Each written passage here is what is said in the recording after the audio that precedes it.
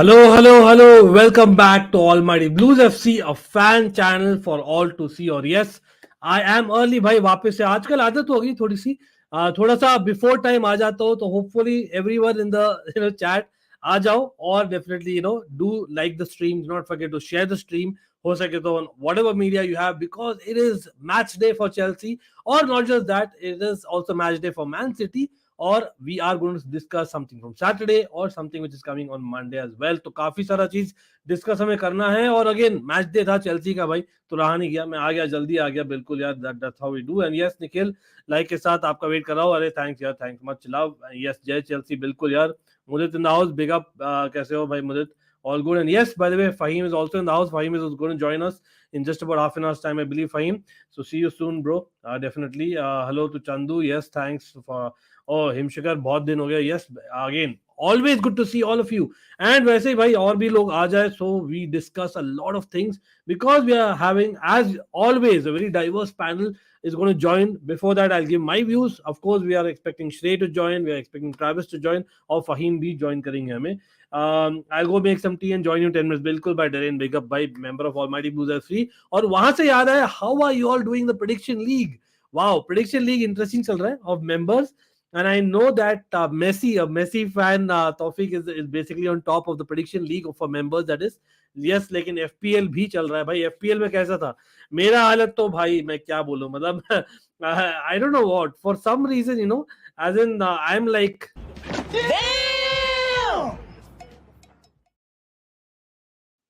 ये मालूम है क्यों? कल मैं FPL का स्ट्रीम किया था. यस हम आएंगे obviously, Leeds Chelsea, all the other games as well definitely. लेकिन I did an FPL deadline stream और वहां पर मैंने सबके सामने बेवकूफ जैसे मैंने हटाया पेरिसिच को, डाला बेंच पे. I kept Perisic on the bench, and not just that, if I'm not wrong, I also kept, if I'm not wrong, couple of others on the bench जो actually got an assist. And we'll come to that absolutely. और even for Brentford, जहां तो मुझे याद है, I was about to pick Jensen, लेकिन हाँ, then last moment में मैं डा सिल्वा ले लिया, which is a popular choice. But that is FPL for you. FPL always happens. Like, no man, come on, you cannot have that. Of course, Gabriel Jesus tried his best to score, लेकिन यार क्योंकि मैंने captain बना दिया ना, उनको score करना ही नहीं था score. As much as I do not like the fact that Arsenal obviously won, लेकिन भाई श्रेय आ गए तो श्रेय भी हंस रहे बैकग्राउंड में. श्रेय कैसा है भाई? Big up everyone to the chat and big up to Ankit bhai. Thank you so much bhai to have me finally back and very happy to be back. And guys, मैं बिल्कुल time पे हूँ आज, तो आज मैं चाहता हूँ चैट को कोई गुस्सा ना हो. 5 बजे था, उससे 40 सेकंड पहले आया हूँ, तो I hope everyone is well and good. And अंकित भाई से मैं बता रहा था, मैं जल्दी कर दिया इनफैक्ट, क्योंकि यार वही है ना, चेल्सी का गेम वापस, वो भी एक और राइवलरी गेम, लीड्स चेल्सी, हमेशा कुछ ना कुछ धमाल बचता है, तो उसके लिए आना ही था. और of course there is a lot to react from yesterday as well as lot to react for the other games as well जो आने वाले. एब्सोल्युटली. अंकित भाई, आप मेरा FPL सुनोगे ना, जो मैंने इस बार कारनामा करा है, आई थिंक आप हैरान हो जाओगे. पहले तो मैंने टोनी को ट्रिपल कैप्टन लिया एंड उसका गोल भी डिसअलाउ हो गया, तो I would have had a great benefit, but नहीं हुआ. पर उससे भी बड़ा blunder, I think chat, I wish मैं यहाँ मेरी इंसल्ट ना हो, क्योंकि इतना गंदा काम करा ना मैंने जिनचेंको को हटाया लास्ट सेकंड पे. मेरे को फीलिंग आई कि रॉन्डॉन कहीं ना कहीं गोल मारेगा एवर्टन के लिए. वो कौन सा बंदा था जो बोला मुझे भाई जिनचेंको खेलने नहीं वाला, शायद आज शायद टियरनी खेले, बट मजाक में हम बोलते हैं. मैंने भी नहीं लिया जिनचेंको को. I was about to substitute him in, but anyway, big up to Manav, Aditya, Sanket, Chandu, Darren as well, Himshikhar, Faheem, Mudit, Nikhil. यार सब लोग लाइक कर दीजिए, और do not forget to subscribe to both our channels, because one of them, that is this channel, is very close to 5K, and of course do subscribe to the panels channels as well. वो भी link है in the description below. भाई मैं बढ़िया कर रहा हूँ Manav, much better. Chelsea day है, चेल्सी मैच डे, तो भाई I have to be better. No, कैसे भी हो, चेल्सी मैच डे तो कवर करना ही था, लेकिन हाँ, not 100%, लेकिन close to that. अब इतना बोल सकता हूँ. Man, Arsenal looking similar to Man City. Ball rotation, striker dropping deep, wingers tucking in, overlapping fullbacks. Arteta has finally got his men emulating Pep. Maybe emulating how he used to play in Arsenal, Arsene Wenger's Arsenal at times, CFC Blues in the house, up the Chelsea, बिल्कुल up the Chelsea. And yes, भाई थोड़ा सा Chelsea से शुरू कर देते हैं. I know हम लाइनअप रिएक्शन तो करेंगे आधी घंटा में, by the time even Fahim and Travis join us, but यार श्रेय, it is Leeds, और सबको मालूम है, मतलब there is a big rivalry. For people who do not know, again यार, there is a big rivalry. The fact that it is one of the most brutal ties in Premier League history or in English football history जो होता है. हमेशा कुछ ना कुछ यार कोई किसी को मारता है, या तो क्राउड में या तो पिच में. I don't really hope that happens, लेकिन ड्रामा तो we are looking forward to it, थोड़ा बहुत होगा. स्पेशली द फैक्ट दैट हम आए उस स्पर्स के ऑलमोस्ट लॉस्ट वाला फीलिंग से यार, लास्ट मिनट में जो हुआ. And I know referee has admitted by their mistake and all that, doesn't matter. It doesn't matter even 1 second, doesn't. लेकिन what are you looking forward to most in Leeds? Like, you know, वो स्पर्स के performance से क्या लेना चाहोगे आप? आई think Ankit भाई स्पर्स की जो मेरे पॉइंट ऑफ व्यू से परफॉर्मेंस थी उसने प्रूव करा कि लोग ज्यादा डाउट कर रहे हैं चेल्सी को. यस शायद अभी साइनिंग्स नहीं हुई, हम उतना रेडी नहीं है, लेकिन हमारा manager still one of the most practical manager in the world and उसने इतनी बार कॉन्टे को आउट टैक्टिक करा. It only shows that on the day one match में ही can just not beat Conte, on that day he is better than Conte, he can beat Pep and club. हाँ consistency में शायद league में ट्यूकल का उतना record नहीं है एंड आई थिंक वो मेक करेंगे. आई थिंक इसने कहने की ये दिखाया कि चेल्सी ने कूली वाले को रूडिगर से रिप्लेस करा तो चेल्सी ने अपना लेवल नहीं खोया. I think we have that aggressive defender जो हमारे पास है. स्टर्लिंग स्टिल अपग्रेड, चाहे उन्होंने चांस मिस करी. आई थिंक कुकुरेला तो बहुत अच्छी साइनिंग है. उनके जो पासिंग की वेट है, जिस तरह वो पास करते हैं, वाओ.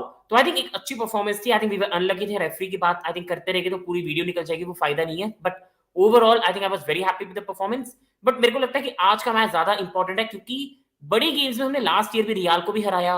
आई थिंक इवन अंकित भाई आप एग्री करोगे, जो सिटी से हम मैच हारे थे 1-0 वाला जो एटिहाद स्टेडियम में था, वहां पे अगर वो लुकाकू जी ना होते तो Chelsea should have won that game because हमारे पास बहुत चांसेस आई थी. अलोंसो, लुकाकू, उन्होंने चांसेस मिस करे थी with injury problem as well. I think बड़ी गेम्स में मुझे चेल्सी का कोई डर नहीं है. इट्स अबाउट लीड्स, आपकी ये वाली टीम्स. एंड आज एक टेस्ट होगा टीम का, स्पेशली आई थिंक अंकित भाई लीड्स की बहुत इंजरीज है डिफेंसिवली. तो मैं यहाँ पे चाहूंगा स्टर्लिंग एक हैट्रिक से स्टार्ट करे, डबल से स्टार्ट करे. तो ये चीज अंकित भाई मैं ज्यादा लुक फॉरवर्ड कर रहा हूँ. हमारे अटैकर्स कैसे करेंगे? Fair enough, fair enough. और yes people again, यार जो भी लोग ज्वाइन किए, I know it's basically Sunday late afternoon early evening आप बोल सकते हो, लेकिन होपफुली यार सब लोग उठ जाए और आए. और because yes there is a total drama that is expected in the next 1.5 hours, and of course we will be talking about every aspect of Chelsea and Leeds. ही नहीं, we will be talking also about the other games जो हुए Saturday को और Sunday. तो everyone again let's hit that like button, let's share or be it on any social media platform. Yes, a tweet automatically goes out to my Twitter account, so if you can just retweet that along with the link, that'd be absolutely brilliant. Chelsea 3 Leeds 1 बोल रहे हैं भाई. 3-1 से याद आया मुझे थोड़ा सा श्रेय, मतलब रिसेंट मेमोरीज में क्या याद आता है मुझे, एक चीज वो याद आता था, लैम्पार्ड जब लॉकडाउन था, और I think lockdown technically had not open, but थोड़ा सा I think that was the first match if I remember right, back from lockdown, जहां पर थोड़े से crowd allowed थे, and that was like 3-1 हुआ and जिरू ने मारा था गोल. वो बहुत ही अच्छा मैच था वो. लेकिन उसी मैच में I remember the first goal if I'm not wrong, Leeds ने मारा था of a counter, proper Leeds counter goal. लेकिन जैसे Marsch, what is the difference that he has got? Like do you think जो signings किया Leeds ने, that is basically giving them a balance जो नहीं था under बियल्सा? आई थिंक अंकित भाई ये कहना अभी भी बहुत जल्दी होगा बैलेंस का, क्योंकि अभी भी उनकी साइनिंग जो है वो अटैकिंगली ज्यादा है. आई थिंक एरनसन आए हैं, I think Tyler Adams midfielder आए, अभी भी उनकी साइनिंग अटैकिंगली है. ना ही उनके पास कोई लुक आइलिंग का कवर है जो इंजर्ड है. स्टुअर्ट डाला अंकित भाई हमें पता है सैडली बहुत सीरियस इंजरी है एंड वो अगले साल से पहले वापस नहीं आते, which is very very sad and I hope कि वो जल्दी रिकवर हो जाए. तो लीज ने अपना डिफेंसिव नहीं स्ट्रॉन्ग करा. लाइन कूपर भी फिट नहीं है. आपके पास एक रॉबिन कॉच है जो आई एम सॉरी टू से मुझे प्रीमियर लीग में उतने नहीं अच्छे लगते, Robin Koch. And Diego Llorente भी अभी उस लेवल पे नहीं खेले. Keeper I think is a good sweeper keeper, but उसकी हाइट अंकित भाई एज मच एज लोग मुझे कहेंगे मैं ओल्ड फैशन हूं, बट जब कीपर की हाइट छोटी होती है ना, आई डू गेट अफ्रेड, क्योंकि प्रीमियर लीग में आपको कमांडिंग कीपर होना पड़ता है एंड हाइट इज मस्ट. हमने कैप्पा के साथ भी चीजें फेस करी थी. एंड मेंडी अब देखिए कितने अच्छे से कॉर्नर किक्स को कमांड करते हैं. तो आई थिंक लीज में अंकित भाई सैडली प्रॉब्लम है, बहुत ज्यादा प्रॉब्लम्स है. Christensen is a good signing, वो मैं I will give it to them.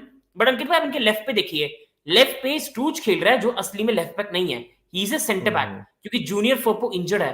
तो अंकित भाई मैं कहूंगा मार्च से सिर्फ एक डिफरेंस आया कि अमेरिकन प्लेयर्स पे, अमेरिकन मार्केट पे इनको मोर नॉलेज हो गई है. बट अदर देन दैट अभी भी मार्च में मुझे वो बात नहीं लगी जो है, और अभी भी मुझे लगता है कि Leeds have a lot of effort to do, but they will be a good team to watch, जैसे वो Bielsa. It's a very good point absolutely. और यहाँ पर आई थिंक द डिफरेंस मेरे लिए क्या है ना, मिडफील्ड में जो किया है ना, मतलब एरनसन आप मिडफील्डर नहीं बोलोगे, he is more like a forward thinking player.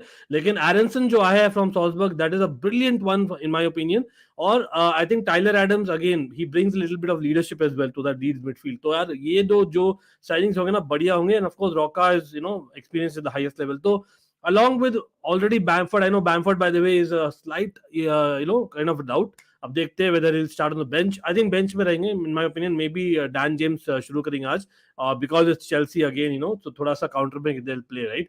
So इसलिए मैं देख रहा हूँ. लेकिन Rodrigo has been the form man. Everyone क्या लगता है भाई लीड्स में कौन से 2 प्लेयर्स है हमें सबसे केयरफुल रहना पड़ेगा? I know Harrison always is a threat, लेकिन for me going by the form it has to be Aronson and Rodrigo really, सच में बोलूं तो. लेकिन हाँ चेल्सी में भी आएंगे absolutely, and yes of course all the other teams as well. Again all the people who are joining in, do not forget to hit that like button.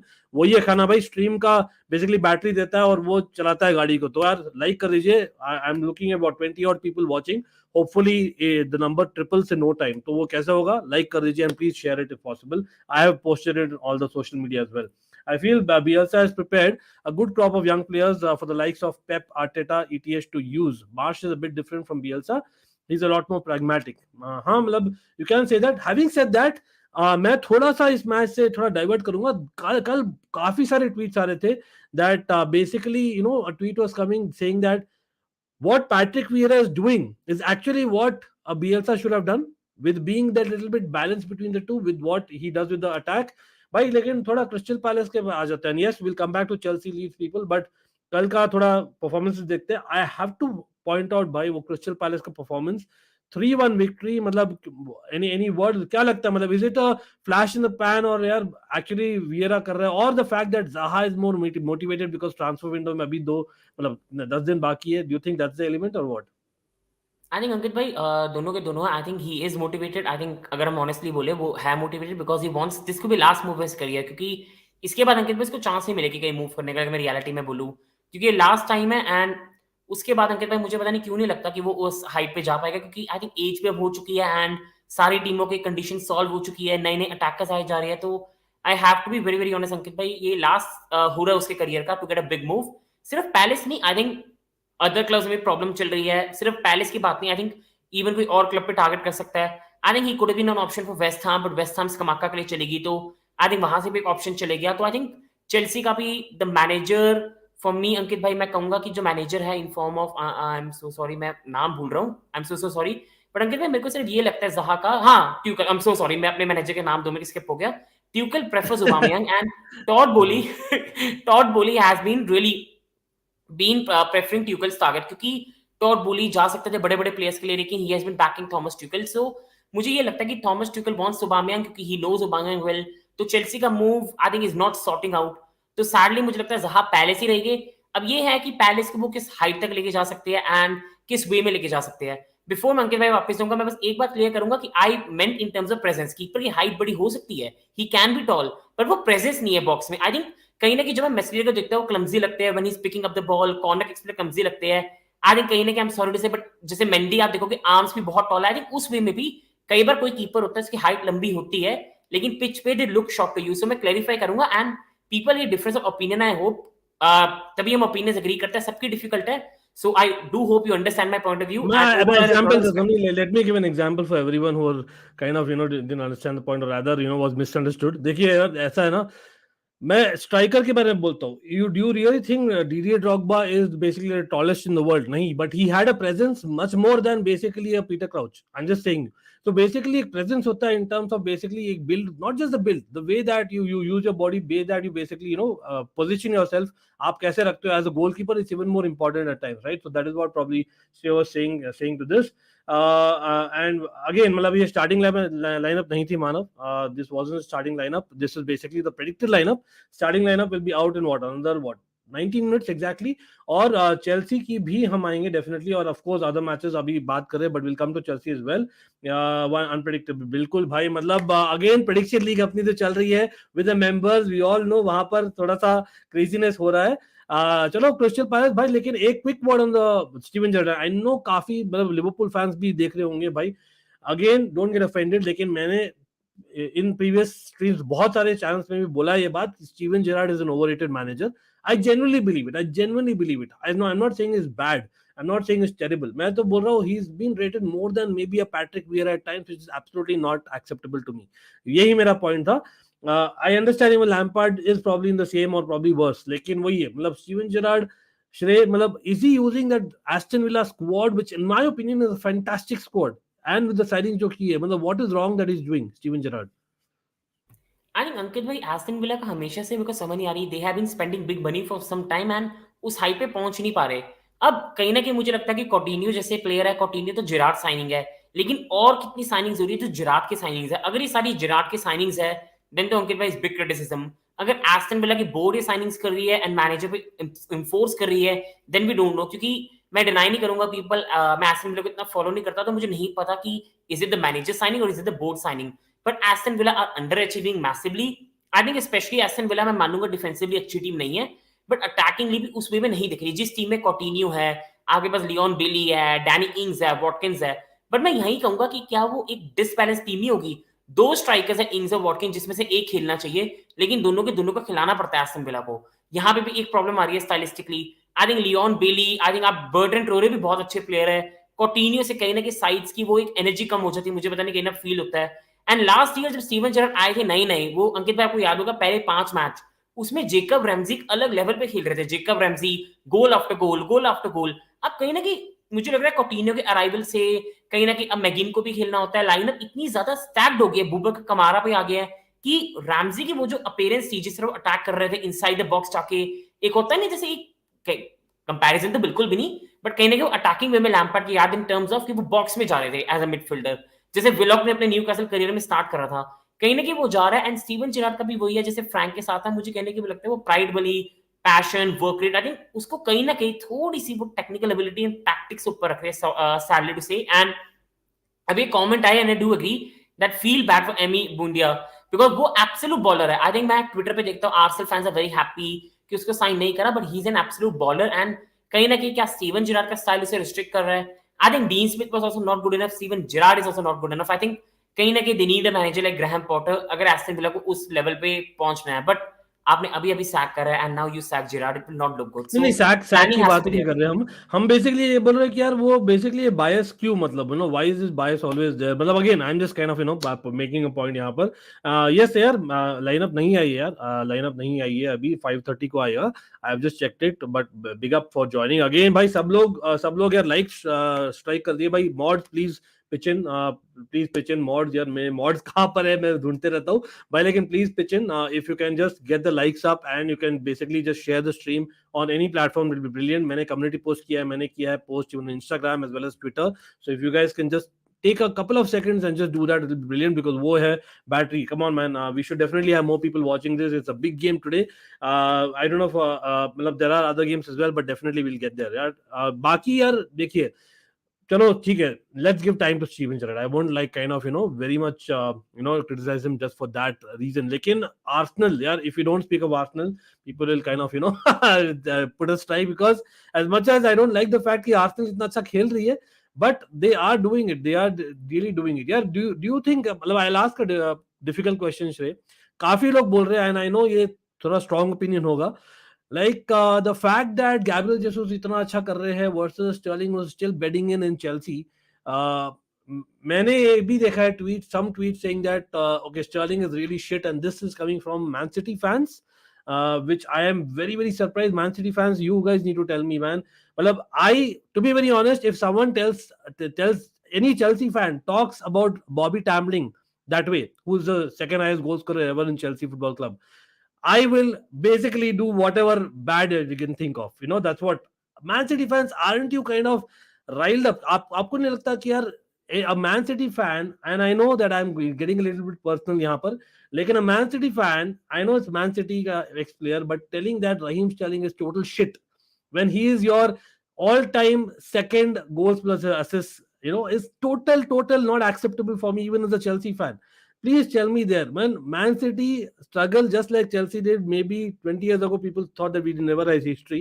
Man City are going through that right now. As Man City fans, I know a lot of Man City fans. And them, एक जो थोड़ा सा history है आपका, वहां पर आपके जो हिस्ट्री बनाया है उसको मैन सिटी फैन ही गाली दे रहे हैं। मतलब I know Raheem Sterling told openly that भाई I was not in the good situation, I was angry at times, लेकिन when you're not in the situation good enough, but he also said that I've had some most important moments in Man City. So where do you think on Gabriel Jesus versus Raheem Sterling? Like people, Man City fans are respecting Gabriel Jesus more than Raheem Sterling. Is that even fair? I think वो wrong है, क्योंकि I think यही हमारा fans के साथ होता है, हम कुछ सुनते हैं वी गेट एंग्री। मैं सिटी फैंस पे इतना गुस्सा नहीं कर रहा। आई थिंक स्टर्लिंग को थोड़ा समझना चाहिए। आई think he should not say that comments because वो एक जैसे फ्रैंक भी, जब मेरे को याद है फ्रैंक भी जब एवर्टन के मैनेजर बने थे, कुछ उन्होंने एक दो बातें कही थी चेल्सी के बारे में जिससे मैं हर्ट हुआ था थोड़ा। आई थिंक जब आपका एक legend say some bad things about you can say about your club, I think you lose there a bit of connection. I think Sterling को नहीं करना चाहिए। He has a fantastic history at City और वो नहीं गंवानी चाहिए। And कई बार स्टेटमेंट पे केयरफुल रहना चाहिए। बट जैसे कमेंट आया Sterling is not half as good as Jesus. I think as a player I think सबकी अपनी ओपिनियन है। कई पीपल प्रेफर करेंगे Gabriel Jesus, some people prefer Sterling, but I think in terms of history what output या I know you're making a point. I'll come back to you in just a second. यार quick मैं reference point दूं यहाँ पे. Aspilicueta is not even half, not even quarter the player of maybe a Giuliano Belletti. I'm very very honest here. But Aspilicueta is maybe 10 times, 20 times more respected by me as a Chelsea fan because he has given his blood for the club. Yeah, he has been there when we won everything. Aspilicueta was the guy who took us there. So I'm not saying that Gabriel Jesus is a Giuliano Belletti. By the way, Belletti in his day was a very good player for people who don't know, right? लेकिन मैं वही बोल रहा हूँ भाई, आप नहीं बोल सकते ऐसे. I'm comparing right back to right back. वहां पर we are comparing a forward to forward. Please continue, Shrey. या एंड अंकित भाई आपने बिल्कुल वही बात मेरी जैसे अब बिल्कुल वही बात की जो मैं कहना चाहता था। यस आपकी अपनी ओपिनियन है। Some people prefer Jesus, some people Sterling prefer करेंगे, that is their opinion. But I just want to say one thing to everyone कि आउटपुट आप देखोगे प्लेयर की, what Sterling has done for City comparable ही नहीं है जो हीजर्स ने करा। एक प्लेयर है जो सीजन में 5-6 गोल मार देता था एंड एक प्लेयर है जो सीजन में 20-25 गोल्स मार रहा था। एक प्लेयर है जो एग्वेरो के साथ खेल के, डे ब्रूने के साथ खेल के टाइटल जितवाए जा रहा था अपनी टीम को। एंड दूसरी तरफ एक प्लेयर है जो बेंच पे बैठा रहता था। अगर पीपल भूल रहे हैं मेरे ख्याल से अभी, आई थिंक पता क्या होता है अंकित भाई, जब अभी वो अच्छा खेल रहा है तो सबको अच्छी बातें दिख रही है। अभी वो गंदा खेलने लगेगा, लोग will say bad things about him. People forget कर रहे हैं कि जब हीजर सिटी के लिए साइन हुआ था पहले सीजन तो वो मोस्टली इंजर्ड था, बिकॉज अभिषेक भाई एज वेल, एंड पूरे सीजन वो इंजर्ड रहता था स्टार्टिंग में। मेरे को याद है जब वो साइनिंग हुई थी he was injured. Sterling fit रहता था, सिटी के लिए साइनिंग अवेलेबल रहता था। He deserve some respect. मैं सिटी फैंस का गुस्सा समझ सकता हूं क्योंकि अब लुकाकू तो एकदम ही अलग है, उसमें तो कुछ करा भी नहीं। बट कई बार जब एक प्लेयर कुछ कहता है as a fan you get angry, but इतना नहीं एंग्री होना चाहिए कि आप उसका स्टेटस टीम से हटा दें। श्रेय आप केयरफुली सुने हो क्या? He first praised Man City. He said it's nothing against them. It's just that in my situation. और I think Manav puts it very as in बहुत ही fact way में डाल रहे हैं मानव, because yes basically एक होता है ना fan favorite from day one, आप adore करते हो, लेकिन वही है despite that let me actually try and give you an example which आप relate कर सको. You know what? जब in the playing days of Claude Makelele, because उस समय it was just a few years कि मैं शुरू किया था फुटबॉल देखना एंड फुटबॉल समझना एंड फुटबॉल खेलना, राइट? तो that time I was like okay fine, okay here is the proper DM जो कर देता है, एज इन ब्रेकअप प्ले कर देता है and all those things. But I started understanding later on what he gives to the team and I started celebrating him despite not having the numbers. यहाँ पर तो स्टर्लिंग के numbers भी है. That's what I'm saying. तो यहाँ पर इसलिए मतलब इतना डिसरिस्पेक्ट मुझे नहीं लगता is necessary as much as Gabriel Jesus वहां पर आ जाते हैं क्विकली. आई नो ये तो ऑन एंड ऑन चलता रहेगा, but Gabriel Jesus has done really well and Martin Odegaard being the captain probably has given him that extra freedom, एक extra responsibility जो maybe it will help him. So for Arsenal is brilliant. लेकिन यहाँ पर मैं again coming back to the same point that आप fixture देखो सब लोग. भाई आर्सेनल के थोड़े कंपैरेटिवली इजियर फिक्सचर्स थे शुरू में. वो हम जब प्रीमियर लीग फिक्सचर्स निकले थे तभी हमें पता था. तो I think the real test अभी बाकी है. But as things stand, let's be honest, right now on paper and even on the pitch they are looking better than most of the other sides, including London sides, as much as I hate to say it. Like, that's the reality of it. But yes, absolutely Manav bol rahe let's get to 50 likes ASAP. Absolutely. और Darren यहाँ पूछ रहे अंकित भाई which is perfect manager for Aston Villa? Gerrard not the guy. मतलब again I don't think a change अभी होगा, लेकिन like I think Shrey ने बोला that they probably need someone like a Potter, someone who can utilize the skills a little bit more. उनके पास इतना skillful squad है and also pressure भी है. in fact like हो सकता है ये भी एक factor है because experience भी चाहिए उन्हें management में, because Aston Villa, Birmingham, if I'm not wrong, is the second biggest city in UK. यार मतलब correct me if I'm wrong, people living in the UK, but that is how it is. Okay हाँ मतलब देखते हैं भाई, मतलब 25-27 I understand all that, but वही है for City, coming from City fans, the fact that he is kind of built your numbers, he is built your history, is part of your championships winning squad, so getting like गाली from for him ये थोड़ा सा मेरे ख्याल से अलग है. But I know I might be getting some little personal यहाँ पर, but I just wanted to make a point because यार मेरा ये है ना, मतलब if I am following football for very long time, I've seen stuff, Shrey has seen stuff, you all have seen stuff in the chat, और at the end of the day, we have some responsibility to tell the youngish fans who are starting football कि भाई आप किसी को ऐसे गाली नहीं दे सकते जो आपके लिए बेसिकली करीबन 200 गोल्स और असिस्ट मारा है, just like that. I don't think that he deserves that. That's all I am saying. I'm not saying anything against Jesus. I'm not comparing the two even. I love Jesus Zinchenko. I wish them all the best. Bilkul, Sterling didn't even come in last season victory lap in Manchester. Well, maybe that's why I understand. लेकिन I don't think you can make him a shit player because of that. Like there's a difference. I think आपके एक attitude बात मैं में बोलना issue हो चाहूंगा सकता है. भाई, मैं बिल्कुल एक really sorry to cut you Ankit भाई, मैं एक बात कहना चाहूंगा, मैं मानता हूँ कि वो मिस जो उन्होंने करा था, आई थिंक लियोन में उसने फैंस का कहना कि वो खराब करा, लेकिन सिटी फैंस को भूलना नहीं चाहिए कि एसिस्ट जो उन्होंने पिछले मैच में एस्टन विला के खिलाफ मारा, वो स्टर्लिंग नहीं एसिस्ट करा था for the first goal Gundogan का.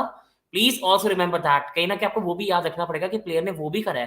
एंड आई एम सॉरी, ये मैं चेल्सी फैन की तरह नहीं कह रहा, बट मैं ज्यादा एंग्री होऊंगा अगर मेरी टीम लियोन के खिलाफ 1-2 डाउन होगी. वो ज्यादा स्केरी बात है, क्योंकि उससे पहले मोनाको भी हुआ था, उससे पहले लिवरपूल भी हुआ था. अब चेल्सी वाले में तो आप स्टर्लिंग को ब्लेम नहीं कर सकते, वहां पे मैनेजर ने डीएम नहीं खिलाया. तो आई थिंक ये चीज भी वी हैव टू सी अंकित भाई, माय ओपिनियन. या एंड आई नो यहाँ पे डेरेन भी तो काफी थोड़ा मतलब अलग ही मोड में जा रहे हैं. लाइक डेरेन उस पॉइंट पर आएंगे. I am coming back to Chelsea as soon as the lineup is out. देखिए यहाँ पर एक और मैं क्विकली बता दूं. Pep Guardiola is actually gone record saying that यार I think is gone to spoken to Football Daily और क्लियरली बताया उन्होंने that if a player is unhappy तो for the right price things can be worked out. तो यहाँ पर clearly बता दिया भाई, बार्सिलोना आप पैसे दो, बर्नार्डो सिल्वा आपका है. लिटरली बता दिया भाई. How do city fans feel about that? Because if I not wrong, आज भी बहुत इंपॉर्टेंट मैच है. मतलब coming this video clip coming just before the match is not great, but आज चेल्सी फैंस रे हम तो जानते हैं भाई. कोई भी मैच डे होता है ना, मैच डे का जस्ट पहले कुछ ना कुछ बवाल मचता है. कल मचा था Maguire coming to Chelsea. Everyone के ट्रोलिंग चेल्सी फैंस. लेकिन हमें सब पता है मैच डे या ईव ऑफ मैच डे कुछ ना कुछ होता ही है. Absolutely this happened. Loving this meltdown. Abhishek बोल रहे हैं अरे कोई नहीं. यहाँ पर देखिए यार, और भी यार काफी मैचेस हुए थे. मतलब फुलम ब्रेंटफोर्ड मैन, मतलब क्विकली यहाँ पे बात हो जाता है. यस, रियल मैड्रिड पर भी आएंगे quickly before we have 5 more minutes to talk about other matches. तो भाई Shrey, Fulham Brentford, it was one of the matches, London derby proper. लेकिन Toney being linked to Chelsea, is it the fact that Chelsea fans have linked him और is it really a link? क्या लगता है तुमको? अरे मुझे लगता है फैंस हैव लिंक्ड इट, क्योंकि why are we linked with ओबामियांग, कभी ज़ाहा, आई थिंक एक ही प्लेयर आने वाला है and Tony will cost 50 to 60 million, तो वो पॉसिबल नहीं है.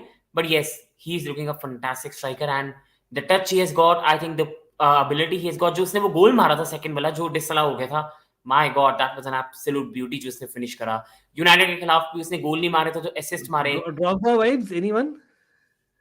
I think Drogba vibe difficult है, क्योंकि बड़ी गेम्स में देखना पड़ेगा टोनी को ब्रेंटफोर्ड के, क्योंकि Drogba was a big game player जो आपने कभी अपनी लाइफ में देखोगे भी नहीं. I think I can be very लेकिन वो जो गोल मारा ना श्रेय, मैं आपको बोल रहा हूँ, ये गोल ऐसे ही 2 बार मुझे दो गोल एकदम एब्सोल्युटली याद आते हैं. एक शायद if I am not wrong it was against Barcelona, 1-0 victory थी और ड्रॉगबा ने टर्न मारा था. और एक और गोल था, वो था against Liverpool, very similar goal that he had hit. तो आई एम सीइंग दैट एक होता है ना, मतलब एक I am not going to compare यहाँ पर, लेकिन मैं बोल रहा हूँ कि यार ही इज दैट प्लेयर जो he can get in the box, be in the 6 yard box, और he can take long shots भी. तो वो एक प्लस पॉइंट है. But can he run the chance, can he move? Chelsea fans I know lot of them बोल रहे हैं भाई Zaha he is scoring for fun अभी. वो हो सकता है he is playing for a move. Then we have obviously Tony, and then obviously we have Sterling already. So that is what Chelsea fans बोल रहे हैं भाई, ये 3 आ जाए तो बहुत बढ़िया रहे. लेकिन again Mitrovic doing the spoilers. 3-2 by Fulham. तो in a strange way, do you think Fulham ने दिखाया enough to stay up? Is it too early?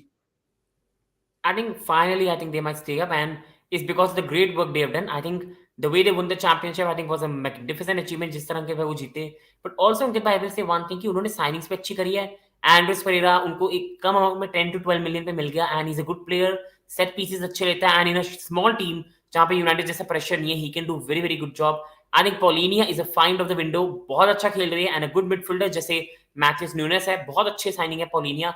I think striking position में उनके पास एक proper body of striker in Mitrovic. I think कहीं ना कहीं जो प्लेयर्स उनके अंडररेटेड है वो भी अच्छा खेल रही है. एंड मैनेजर उनका अंकित भाई ऐसा है जिसको मैंने हमेशा हाईली रेट करा. आई थिंक मेरे को मार्को सिल्वा की अभी भी वेटफोर्ड साइड याद आती है, and it was fantastic football जब वो खेलते थे ना बेस्ट में. मार्को सिल्वा भी एक टाइम पे बहुत लोग भूल जाते हैं, पॉटर जैसे ही हाईली रेटेड थे एक टाइम पे मार्को सिल्वा प्रीमियर लीग में, बट फिर वो एवर्टन के फेल हो गए और फिर सब भूल गए. सो आई एम वेरी हैप्पी अंकित भाई, and I do think that finally Fulham will stay, and कहीं ना कहीं देखो चेल्सी को भी 6 points चाहिए per season, so Fulham will stay in the Premier League. Absolutely, absolutely. अच्छा, यहाँ पर मैं देख रहा हूँ लाइनअप आया कि नहीं. I don't think it's come yet, right?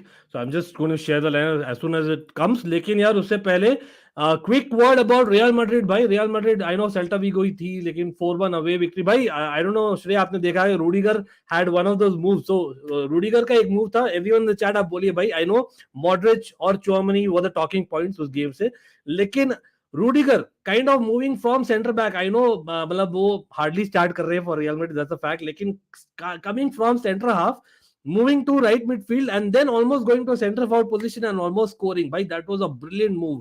Proper 1-2-3 खेल दिया भाई. 1-2 तो नहीं, absolutely brilliant. Yes, Hazard penalty miss was also talking, but यार मतलब again the guy is low in confidence. It's okay, it happens. लेकिन हाँ, बिल्कुल बिल्कुल. आई थिंक केविन एम्बाबू, यार हमने कवर किया था ऑन ऑलमाइटी ब्लूज एफसी भाई व्हेन यूरोज हैपेंड ना. This guy is actually a very very good player, लेकिन वही है in Germany wasn't used as much as a starter. तो I feel that for Fulham he can be a very good player. Palhinha and Pereira also doing well. लेकिन हाँ, I think यहाँ पर अच्छा point है ये. अंबेमो इज बेसिकली द गाय जो support करता है टोनी को ब्रिलियंटली. लेकिन Modric, यार, you have to give Modric like all the kudos. Bhai, this guy is like awesome. At this age also, he kind of just pulls those kind of things out of the box. Absolutely brilliant stuff. लेकिन यहाँ पे quickly coming back to Chelsea, मैं यहाँ पे एक predicted 11 किया था मैं. I know that हम गए थे what maybe 4-3-3 with the ball and maybe 3-4-3 without the ball last match against Spurs. So considering that we'll not have Kante and we don't have Kovacic also, this is what our predicted 11 was on the channel. आप लोग बोलिए, मतलब again in a couple of minutes आने वाला है official lineup भी. But do you think this is fair, Shrey? मतलब do you think without possession Loftus-Cheek comes as a wing back, so it becomes like a 5-2-3 or a 3-4-3, or with possession this is what it is क्योंकि Jorginho needs more support? I think Ankit भाई, I am getting a feeling थोड़ी सी, मुझे लगता है जो shape होगी थोड़ी सी, क्योंकि लोग ये हमेशा देखते हैं, कहते हैं थॉमस टुचेल डिफेंसिव है, लेकिन थॉमस टुचेल एक मैच में 3 डिफरेंट शेप्स खिलाते हैं. अगर लोग देखेंगे, he literally play 3 different shapes. And मुझे ये लगता है अंकित भाई, कहीं पे आप ये शेप भी देखोगे, लेकिन कई जगह पे you will also C a 3-5-2 shape. Because मेरी ओपिनियन में जेम्स खेलेगी राइट सेंटर बैक, क्योंकि आई थिंक पीपल को रिमेंबर करना पड़ेगा, उनके पास डैनियल जेम्स फॉरवर्ड खेल सकता है, रोड्रिगो, एरनसन, वो हैरिसन, तो बहुत पीसी प्लेयर्स है. एंड चेल्सी के बाद डिफेंस में फिर भी थोड़ी ओल्ड प्लेयर्स है, तो बैलेंस करने के लिए आई थिंक जेम्स खेल सकते हैं राइट सेंटर बैक, लॉफ्टस-चीक को राइट विंग बैक पे जाना पड़ेगा. एंड आज मुझे अंकित में एक सरप्राइज लगता है, मुझे लगता है माउंट को लोग देखेंगे मोर लाइक मिडफील्ड में खेलते हुए, जहां पे जॉर्जिनियो और गैलेगर के मिडल में थोड़ा सा माउंट होएगा टू प्रोटेक्ट देम. बिकॉज तो 3-5-2 बेसिकली. मेरे को कहने की फीलिंग आ रही है हार्वर्ड स्टर्लिंग शायद 2 स्ट्राइकर्स की तरह खेलेंगे. I think this could be very very good thing to watch. Okay, I think lineup has come. I know that we have basically Travis also joining us, but let me just see. Okay, 1 second. I'll just get Travis in. Travis, if you don't mind, bro, if you can just switch on your cam when you're backstage once, it'll be great. Just to make sure that it's you and no one else. I don't want to take a chance considering what happened in my channel. Yeah, absolutely fine, bro. Yeah, that's perfect. That's perfect. And yes, Travis has come. So let me add Travis in just a second. Meanwhile, yeah, this is just a predicted lineup abhi tak, people. So I'll just see. Okay, strangely, it's not yet come. Let's add Travis here. Hey, Travis, how are you? Hey, pretty good. How's it going? Good. Long time no see. I know, by the way, Travis is also a Chelsea ultra proper and he knows his stuff inside out. And we've been discussing lots over the past year, but this time it's been a long while that, we kind of got a time. Luckily, we got an earlier kickoff today. So I'm like, no, today we got to get Travis. So Travis, we were discussing the Chelsea lineup. I'm just looking if the lineup has come out, but what do you reckon, as in what's going to be the Chelsea setup today? Well, let me take a look. I just got the notification for the lineup too. Let me take a look at it here. So I bet it's going to be with Leeds. We're probably not going to come out the same way we came out against Spurs, but looking at, okay, we got James, Silva, Koulibaly, Loftus-Cheek, Gallagher, Jorginho, Cucurella. Okay, so maybe we are going out with to me, this looks more like with Silva, Koulibaly. Unless he's going to be using Reece James at right center back. It looks like he'll be kind of shifting around with the back four a bit more, with Cucurella at left back, possibly James at right back with Silva and Koulibaly, and then kind of having Loftus-Cheek and Gallagher occupy a little bit more forward alongside Jorginho in the midfield. But we'll see. I mean, I bet he's going to use this maybe a little bit more of a hybrid role like we saw. I wouldn't have expected that, if I'm honest. I kind of expected him to use the Spurs game as kind of this is going to be this more attacking back four, but defending back three. And I thought he would use that more for those kind of big matches only, but maybe not. I think how I'm reading this today, if Loftus-Cheek is going to be involved at right wing back, then I think even if we're defensively in that back three shape, we'll probably offensively shift in to more of what we saw against Spurs last week. But what are your guys' thoughts on it? This is pretty much just the first time I've seen it, so I haven't thought about it a whole lot, but what are you guys thinking about? It's pretty early here. I just getting up and moving. I get it, and of course, big up to Travis for joining so early, absolutely. And let's add Fahim as well. Let's get more reactions, and I'll get my reaction as well. But Fahim, bro, how are you? Long time no see. 1 week, but always good to see you, Fahim. Fahim, this is the lineup. You have it on screen. We kind of predicted it, Fahim. But as in one thing that I see in the chat as well, Ampadu is in sub. So is it the fact that Emerson is probably going to West Ham? The fact that I know Chalobah, a lot of talks happening about Chalobah. Yes, he's also on the bench, but do you see maybe Ampadu being used more? The fact that we've had 2 midfielders out, so maybe he's one who can also play in midfield. That's the reason. Yeah, he's also an option in midfield to play that sitting role if Jorginho picks up an injury, because currently we don't really have a sitter, so he can do that sitting role in midfield. And yeah, it depends on the incomings. Like if Fofana comes in, maybe there's a chance that Chalobah will be loaned out. Even though I would really want Chalobah to be loaned out, I think we need him for squad depth. Same with Ampadu. It all depends on the incomings. If we can bring in a midfielder in this window, then there's a possibility Ampadu or Chalobah has a space in the squad for this season. Wow, yeah. As in, I would hope so. Otherwise, the squad is looking damn thin. Big up to Nipun, that's NS Sports TV. Big up, and of course, big up to Abhishek, who's renewed his membership. Abhishek, thanks a lot. Bye. Big up, absolutely. Or yes, people looking at this lineup now. Let's get in all your predictions, score predictions. Looking at the lineup, and of course, I'll be showing the Leeds lineup as well. But again, Chelsea lineup predicted. Shrey, quick reactions from you as well. Bye. What do you think? Kya lagta hai? Because for me. We discussed, right, Loftus-Cheek playing wing back was brilliant, and I don't know if you heard, Tuchel has actually gone on record saying that yes, he did excellent in those 90 minutes, but it is 90 minutes you're talking about. He's that kind of guy where you cannot even praise too much because you sometimes kind of get in that shell, but at the same time he wants a lot of love as well. So are you with that? Are you actually looking at Loftus-Cheek as our wing back option, just going by the one performance? I think overall, Ankit bhai, I have a lot of love spot for Loftus-Cheek as well, because he's the guy I've always supported the most in youth academy. So first of all, it's the most happiest thing for me to see him playing any role, whether he plays striker, whether midfielder. I'll always want him to play. But I'll also say on the lineup, I think it could be a bit of 3-5-2 shape in my opinion, because I think Gallagher is a bit more attacking, and sometimes for me, because he presses a lot, he can be a bit rash when it comes to covering the space. And Leeds, for me, are a very threatening side in transition because they have got players like Aronson. I don't know the lineup right now, but most probably it will be Aronson, James, Rodrigo, and Harrison. So they are very threatening on the counter attacks. And I think Gallagher sometimes, even like Kante, can be caught up the field. So for me, most probably it will be Jorginho, Gallagher, and Mount protecting them, and Loftus-Cheek being at the right. Because for me, I think James is going to be protecting the backline, because Koulibaly and Silva against a pacey attack of Leeds sometimes might just not work in our favor, because the age is also there, a bit of pace. So James can provide that physicality. I think people remember the way James man-marked Jamie Vardy out of the game. I think he could be put there to handle Daniel James as well. So in my opinion, I think Janet is not playing. So I think it's more like Rodrigo playing up there. So again, I still believe that James is going to be at the right centre-back and going to make that inverted movement sometime where Loftus-Cheek can come back. Dan James is playing in the winger today, right? So Dan James is playing in his preferred position. You can argue that, so that I think might work. It's a blessing in disguise that they don't have Bamford 100% fit, in my opinion, because they are better off in terms of, the wings, because Harrison and James are proper wide men as well. But Travis, I know that, we've been seeing Rodrigo doing really well. But what do you think, as in, who will be the biggest threat in that Leeds attack for you?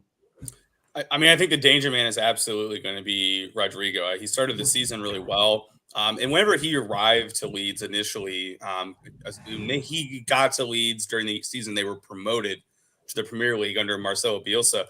But whenever he arrived at the time, he was their club, most expensive signing in maybe, I think, club history. He's definitely one of their more expensive signings. But he really didn't live up to it as much as people would have expected given the fee with Marcelo Bielsa. But it looks like Jesse March has been able to figure out how to get him firing this season.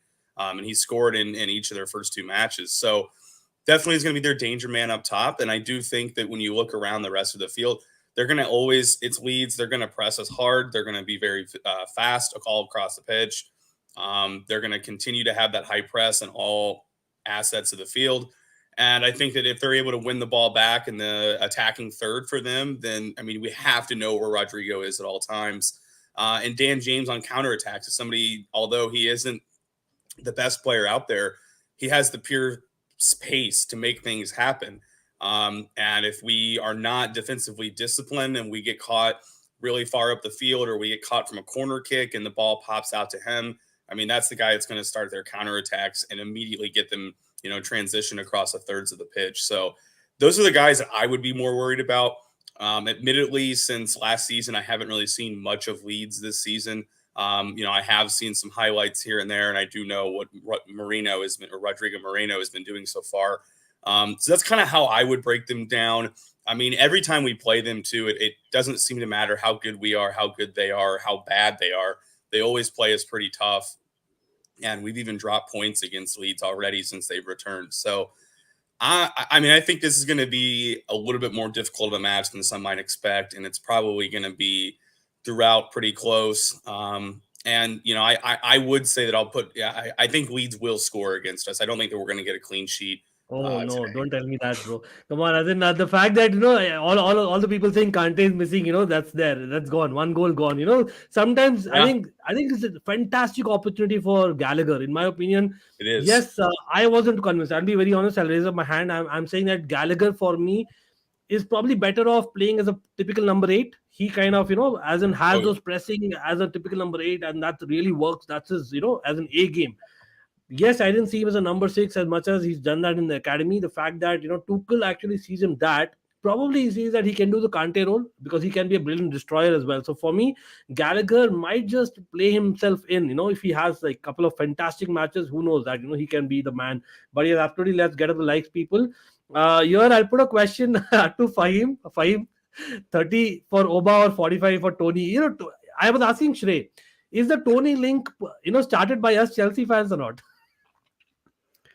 It's possibility. To be honest, I'm not going to believe any sort of sources, like unreliable sources, till I hear someone like David Ornstein reports it, because we know as Chelsea fans what's happened in this window with so many sources saying, "Oh, we're going to get Rafinha, Kunde, all that stuff." So I have PTSD for that. So that's why I'm just sticking on Fabrizio and David Ornstein for now. But if it's true, I like the rumor. Definitely, we need a striker like Tony.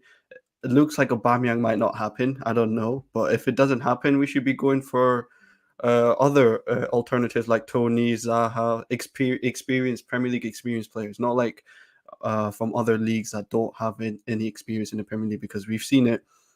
Players from other leagues, foreign leagues, they need adaptation to the Premier League, and looks like with our transfer targets and the signings we've made, has been more from the Premier League side, like from the Premier League itself. So I like that sort of idea that we're buying players that are Premier League experience, because right now we need that right now. We read that right now. We don't have enough time to just wait for the player to adapt and this and that. So yeah, I like that rumor, to be honest. Yeah. By the way, it just reminds me, people, again, do not forget to like, share, subscribe to our channels as well. But also, Fahim, big congratulations, bro. I think first time you're coming on the channel after 10K. Big deal. Trust me, it's a big deal. So, definitely good going there. But yeah, Fahim is a brilliant channel, so people do check him out as well. And Shrey as well. Shrey also has a brilliant channel, so please check him out. And of course, Travis, hopefully we'll see a lot of you in the season. The season just begun. I know that he's always there. Big up to Chelsea perspective, my bro, as well. Absolutely. But here, exactly, this is the point that, about the injury-prone, midfielders that we have. We all know Kovacic, Kante are probably, what that is. That's a fact. But when they are good, they're really good. Shrey, I'll put it to you quickly, this one. The fact that Manchester United has gone for Casemiro, and I know that Manchester United fans, I might piss you off with this, but this is what they're going to do. I don't know. But the fact is, what do you think, Shrey? Casemiro is really good. Let me not kid there. He's really good. Do you think that that's reason enough for us to just to see that our competitor has got a midfielder of that level? Kind of just ups our game in terms of the transfer market, or we should just see what is missing in us? Because in the past we used to do that as well. If you remember under Ancelotti when he used to manage Chelsea, right? Uncle Bhai, for me, the problem with Chelsea is I think they're not realizing that Jorginho and Kante are running their contracts down. So that's a big concern as well. They can literally go for free, which is a massive, massive concern. I think we laughed at Manchester United that they're selling Pogba for free. Matic, so his age was there, but even free, you can get some million out of him. I think getting zero money out of Jorginho and Kante will be a disaster for Chelsea. And I think Jorginho is running down his contract for me to go to Italy for me, and it will make it easier for teams like Juventus or Inter to go for him. I think Kante is also running down his contract as well. He might be trying to go to PSG as well. So I think Chelsea have to make a decision. If these both players don't extend the contract by 1 year, then what's the benefit of keeping them and running that value down for me? I think De Jong is a must, because if not De Jong, any other midfielder, because I think Kante cannot play 2 games a week. I think we have to be honest with ourselves, and he cannot play at high intensity for a long time. Sadly, that's the case with the legs that's gone on. And I think Claude Macaulay made a very, very good point on Kante, that Kante cannot keep playing at this intensity for a long time. At some point, the legs will give up. And I think it's been done. He played 2 very good games and now is out for weeks, which can be 4 weeks, 5 weeks, 10 weeks even, which could be very big disaster for Chelsea. And I think you go to Jorginho, and Jorginho is a dividing Chelsea fans. Some love him, some hate him. So for me, that's a concern as well. We have got Kovacic, who is another injury-prone player, one of the best players in our team, but very injury-prone in my regards. And the only fit midfielders we have got is Gallagher and Jorginho, and that is not the way to go in my opinion. So for me, De Jong is a must, especially with the age. Or in the future, do we go for Bellingham and save that money? So I think we have to remember Bellingham as well, in my opinion. Wow, as in, you know what? I hope Bellingham coming to Chelsea, probably it will be like a 3-way kind of tug of war. I don't know what to say there. Proper, I know Liverpool are going, Real Madrid also going for him. But Danish is a Manchester United fan. Big up to you, Danish, admitting the fact that they're already doing that. I know that Maguire is known for that. Absolutely, and here. Travis, you got a compliment, bro. As in, you're looking like Neymar. Nikhil thinks that Neymar is in the house. Yes, absolutely. Travis is better than Neymar, I would say. Let's go one step beyond. But Travis, probably Shreya has a point, because see, this is the thing, right? Gallagher again playing today. Coming back to Gallagher, yes, Manav is also saying that maybe he's on the cautious on the ball. So, do you think? Is it a fact that Tuchel wants him to be developed as a proper number 6 in the long run itself? Yeah. I've had this debate about Gallagher and whether he can play this 6 role. I mean, I think it's going to take a lot of coaching and refinement for him to be able to play this 6. I don't think that he naturally plays the lone 6 role really whatsoever. I mean, we look at what he did at Crystal Palace to be their player of the season. It was not being this lone, kind of holding, sitting midfielder. That's not actually, that was almost the antithesis of what he did, right? He was at Palace, he was a high press, much more advanced midfielder that was heavily involved in the attack. Would win the ball up the pitch, create goals that way, or at least create attacks that way. And I've long been saying that kind of the best profile for him is to being used probably within our system in the way that Mount or in the past, how we saw, like, when we had last season, we had the front 3 where you had the 2 guys right in behind the central person. And you kind of had like Pulisic or ZX, somebody in those roles right off the bench. And I think that's where Gallagher could excel the most. But it is seeming more that even in preseason, and now what we've seen, he is kind of playing in that midfield room alongside Jorginho, Kante, Kovacic. So it looks like Tuchel really does have this vision to put him into this role. Now, I think that the question has to become, and some of the people have been alluding to this, I think, in the chat, with the injury-prone nature of Kante, who, let's face it, I mean, I'm wearing a Kante shirt right now, but one of my favorite players in the team, but he gives us 2 matches and then he gets hurt for 5, and then he gives us 3 good matches and he's out for 8. I mean, he just is so injury-prone, and it's always how many hamstring injuries has he had in the last several years? I mean, it's repeatedly the same injury. And it's going to add up, and if it already hasn't added up. So what I'm getting at here is I think that maybe Tuchel is playing Gallagher in this role because we just have such limited options, right? We have a super injury-prone Conte. We have Jorginho, who gets run into the ground because everybody's injured and he's the only stabilizing influence we have in the midfield. And then I love Mateo Kovacic. He's one of my favorite players in the squad. I think in the central midfield room, he does things that none of our other midfielders are able to do. But at the same time, he doesn't do things that other guys can do. But he is just as injury prone as Conte at this point. It seems he's always hurt. And when we do get a little bit out of Kovacic, he'll be fine. And then something happens and he's fine. Something happens. So I'm a little bit hesitant on him as well, that thinking he may end up being in a couple years just like N'Golo Kante is today, despite all of his quality. So I think that given the nature of who's in these positions, 30-plus-year-old injury-prone Kante, 30-plus-year-old Jorginho with a ton of miles on his legs, and then I know Kovacic is probably into his late 20s now and is starting to show signs of being injury-prone. I just think given those things is why Gallagher is being moved into this role. It's really a lack of numbers, and we need to heavily rotate these guys, especially because we have a World Cup year coming up. And in the event that Conte is gone and Kovacic is gone at the World Cup, then we would have Jorginho, who will not be at the World Cup. And maybe Tuchel is looking ahead and saying, if Gallagher doesn't make the England squad, I can play Jorginho and Gallagher, right, to help load management for the guys who will be at the World Cup once they return. I doubt they're going to return and go right into our starting lineup. So that's kind of where I'm thinking about with Gallagher right now. And we all know that Tuchel is a phenomenal manager. And I think that given how he's been able to coach non-traditional roles for players in the past, I think with some continuity and better coaching with him, that Gallagher could refine his skill set and get into being maybe not the dribbling aspect of Kovacic, but maybe a little bit more in the pressing aspect of Kovacic in that lone six or that double six role that we currently see a lot of their center mids. So although admittedly, I think it's a weird fit for Gallagher, I think that there is some rhyme to the reason behind it, given what we have ahead of him and the problems with those midfielders staying healthy, and just we don't want them to be running to the ground each with 2,800 plus minutes this season. So let's see how it works. I really like Gallagher. I hope it works, and I hope it continues to work for him at Chelsea, because I really did like what I see last year with him at Crystal Palace. But I'm not entirely sold yet. Let's see what he does. That's kind of time will tell.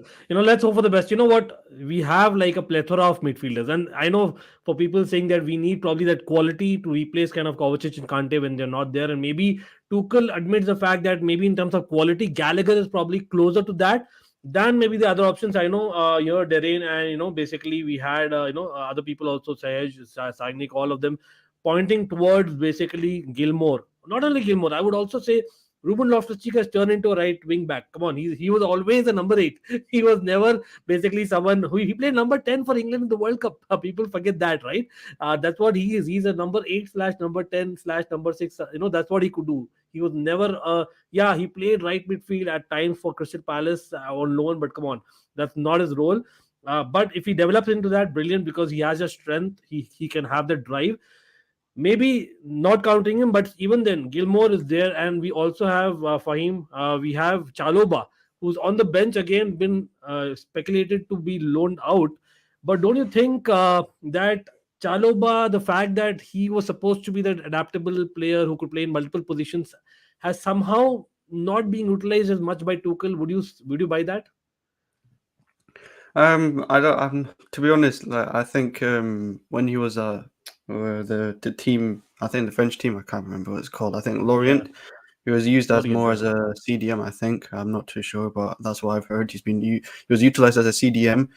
So that was his main position. He was a midfielder as well for Huddersfield at times as well. So I think in the back three, that sort of CDM can work at the right centre back position. And it is surprising that he is putting in like almost like a loan request to get more minutes, because I honestly think even if we bring in Fofana, I think Chalobah should be the second choice at right centre back. Even though Aspi is there, I think Chalobah fits in the system better than Aspi when it comes to ball play, when it comes to his pace as well.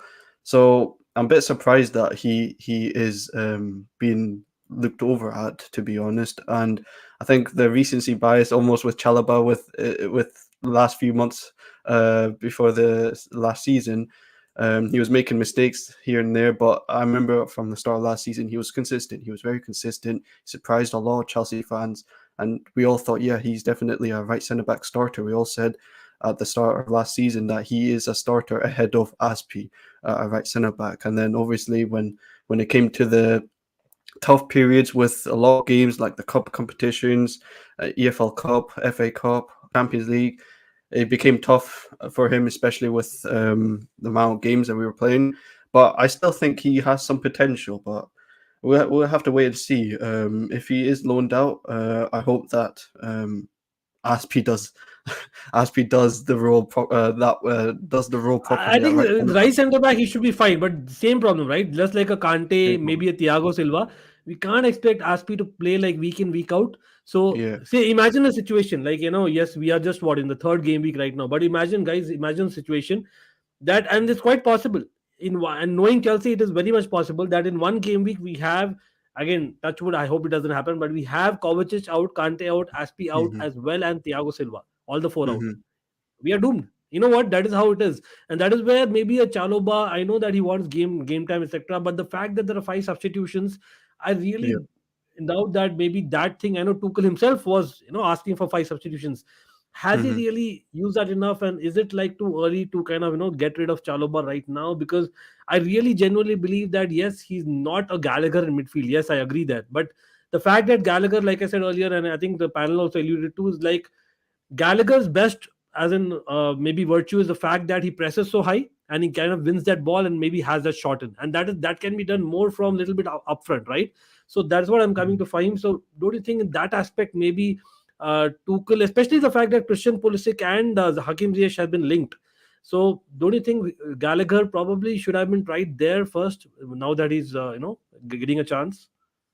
In the attacking positions or in the attacking positions? Yeah, attacking positions, yeah, for sure. I think he's very close to playing in the hybrid of a 10 and an 8, with just where Mount plays. I think he's got more to his game in terms of more defensive qualities than Mount, and he's got height as well. So I think his role is best suited where Mount is playing, the right forward position, where, like I said, a hybrid of a 10 and 8, drop deep to make a midfield 3 or pushes high when it comes to attacking. So I think that's the best position rather than where he's playing today. But he can definitely do the role where Kante is playing. His best attribute is energy, his work rate, and Kante's also got that's his best attribute as well, work rate as well. So I think he can do the job. It's just whether can he tactically do the job in terms of how we play, like positionally wise, can he press in those sort of positions? Like a lot of these factors play in playing it out different positions. So we have to wait and see. But I think Gallagher's a must keep. Gallagher has to be a keep unless we don't get another midfielder. See, that's the thing, right? If you keep Gallagher, then you automatically have that extra spot, that 4th, 5th choice midfielder, spot open, and that's where I'm saying, like, if you have Gallagher as your attacker rather than a proper midfielder, you can probably utilize more of Chalobah and others. But I'll come to Travis quickly, because Travis, I want to touch on the point. I know I saw a couple of people in the chat also mentioning, and myself, I'm a fan, and of course Travis, because the geography speak for itself. But Christian Pulisic, my man, Captain America, where are you on that? As in, I know it's a World Cup year and all that, but come on, he's going to start for US and he's going to be the captain anyhow. Yes, he wants to be sharp for that. He wants to be ready, and he is motivated at 22, 23. But do you think, by chance, I know I still feel that TotWol wants to keep him, and we probably will. He doesn't want to, let him to a rival. But do you think Christian Pulisic staying is the best for him as well as the club, or you have other thoughts? Yeah, so I'll start first with the club perspective. If we're not going to bring anybody else in, then I mean, we probably should end up keeping Pulisic. And I think the reason why, and this is something that is probably not going to sound all that obvious, but when you actually look at Christian Pulisic by the numbers, and I'm the first to tell you that I really like stats, but I'm also going to be the one to tell you that stats are not everything. So please don't act like this is the letter of the law carved into stone. This is all there is. But the thing about Pulisic, when you look at him compared to all of our attackers, goals per 90, he's best. shots per 90s, he's the best. And actually, when you look at him compared to Havertz on almost every attacking metric, Christian Pulisic is better on a per 90 basis. Yet Pulisic is regarded as a flop. Havertz is regarded as a generational talent. So there's an unequal narrative in how we're being applied, because this is when people just watch and they don't look into numbers. And I think that's why we need to always do both, right? Because there's always an informative thing about performance with our eyes, but there's also the stats can help us learn more about the performance that we couldn't see with our eyes. And that's where I'm at with Christian Pulisic. I think that what he could offer us can be an upgrade over what we have in some ways, but we have to also consider that he's been inconsistent himself. His availability has been an issue. His actual play has been a problem, where he's had a lot of, hot streaks and then really long stretches where he didn't do much. And I guess I should say, before anybody asks, the statistics that I'm referring to were actually all compared after Pulisic's, post-lockdown period, where he was just looked like one of the best players in the Premier League.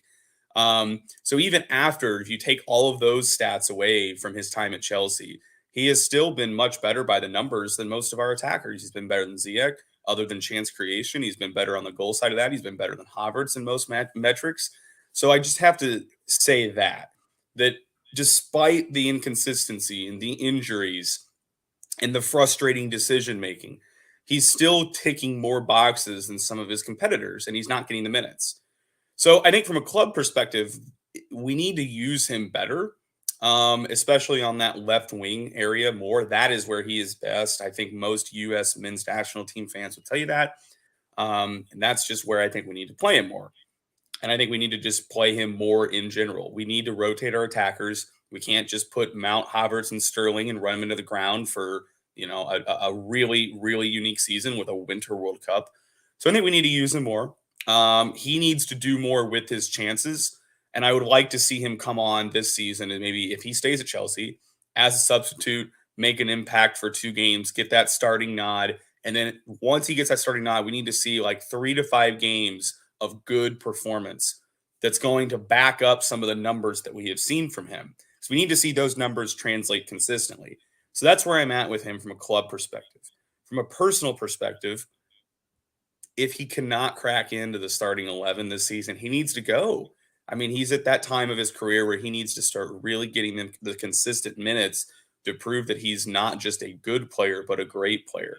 And it's not just for his own career. It's also for his country, right? If he wants to become a better player, is he going to do that on the bench at Chelsea or in the starting 11 every week at more of a, I don't know, if he goes to Serie A or if he goes to La Liga or goes back to the Bundesliga, maybe that's going to be better for his long-term development himself, because he's not done developing. People forget Pulisic's like 22 years old. I mean, he's like 22, 23. He's almost the same age as our, great young Cobham guys like Reece James, Mason Mount, Conor Gallagher.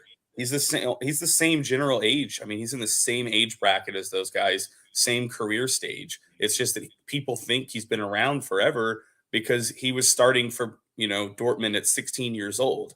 So there's kind of this bias against him that he's been around for 7 years, and we forget that he's still just as young as Mount, although Mount's only been in the top flight for 3 seasons. So I think that's part of the problem. And I think personally he needs to pursue options, but he also, from the club perspective, should stick around. And personally, if he wants to stay at the club, he needs to really invigorate himself and take his chances better. But I do think there's a player in there. His directness with the ball and the dribbling that he can have is something that we lack outside of Raheem Sterling. But I think the problem with Pulisic's directness and dribbling is that he attempts it too often and he doesn't pick his head up to find that final pass in the final third. Yeah. That's the issue. If he can sort those 2 things out, the consistency of his dribbling and also getting his head up to be more of a final third creator, he's going to already have that goal kind of poacher aspect that he can do so well. That I think those are the 2 parts of his game that are limiting him and that are holding him back at Chelsea. And if he can sort those things out this season, I think he could be a massive player for us and probably save us a lot of money in the transfer market. But what I said are gigantic ifs. By no means are they certain. Yeah, absolutely. By the way, this is interesting. You know what? One of the reasons why we are also looking forward to the match is because I know there'll be crazy amount of drama. Trust me on that. It's at Ellen Road. That even kind of makes it worse for Leeds. But I'm pretty sure, considering last time what happened, I know we are missing the Rudiger element. But come on, we have Koulibaly who's come in, and that'll be brilliant.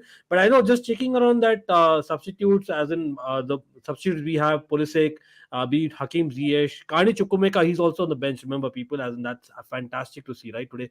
But even Callum Hudson-Odoi. So Shrey, I know that you've been waiting, but Shrey, quick point here, because Callum Hudson-Odoi, I can totally understand that probably his decision making, even in terms of when to dribble, when not to dribble, is a big question mark. Pulisic, I agree 100% with Travis that the problem is his final pass, his final kind of finishing, which is a main problem in recent times. But he's done that also in the past. So, do you think what I'm going to say is probably making sense? But for me, if Hakim Ziyech stays, then Christian Pulisic's got to stay, and vice versa. You know why? Because Hakim Ziyech is like, he can do what a Kulusevski does for Tottenham. Like, he can just ping you the balls, and especially the fact that we don't have a Werner. Pulisic can get to the end of things on the left channel, and that's where, as Travis mentioned, he's absolutely brilliant. But hard question here. Come on, we have got rid of Lukaku. Yes, he wasn't the guy that we thought he would be. Yes, but technically he scored the most goals. As in, on paper, that's a fact, whether we like it or not. Werner, yes, absolutely didn't light up the Premier League, but in Champions League, he's been a higher scorer over the last couple of seasons. So with these two people leaving, do you see it's absolutely imperative to kind of keep Ziyech and Pulisic, considering the fact that yes, a Zaha may come, etc. The point here is about Nkunku and maybe even maybe LeiSou next season. That if they are available next season, we might go for them. So it's better off to keep Ziyech and Pulisic both, right?